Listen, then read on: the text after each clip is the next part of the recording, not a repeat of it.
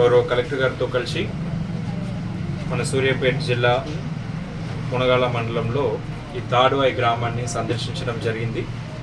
ఇక్కడ గత జనవరి 26న ఈ విలేజ్ ఈ మండల్లో ప్రతి మండల్లో ఒక విలేజ్ సాచురేషన్ మోడ్లో తీసుకొని శాంక్షన్ చేయడం జరిగింది ఇందిరమ్మ ఇల్లు. సో దాంట్లో ఈ విలేజ్లో దాదాపు 108 ఇళ్ళు దాకా శాంక్షన్ ఇవ్వడం అనేది జరిగింది. సో శాంక్షన్ ఇచ్చిన వాళ్ళు పని కూడా మొదలు పెట్టుకున్నారు. ఇప్పుడు ఆ మొదలు పెట్టుకునే ఇళ్ళు కూడా కలెక్టర్ గారితో కలిసి సందర్శించడం జరిగింది. ప్రతి ఒక్కరు కూడా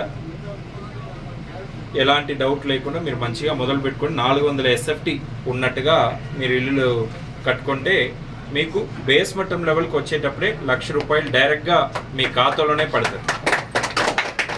సో ఎవరు ప్రమేయం లేకుండా ఎవరు మధ్యవర్తులు లేకుండా డైరెక్ట్ బెనిఫిట్ ట్రాన్స్ఫర్ అంటాం. సో ఎవరైతే మహిళా లబ్ధిదారులు ఉన్నారో మహిళలనే మనం లబ్ధిదారులుగా ఇందిరమ్మ పథకం కింద తీసుకోవడం జరిగింది. సో ఇందిరమ్మ ఇల్లు సంబంధించిన మొదటి దఫా ₹1,00,000 అనేది బేస్ మట్టం లెవెల్కి కట్టుకున్నాక వాళ్ళ ఖాతాలో డైరెక్ట్గా వేయడం జరుగుతుంది. సో ఎంత తొందరగా కట్టుకుంటే వాళ్ళకు అంత తొందరగా డబ్బులు కూడా వచ్చే అవకాశం ఉన్నది.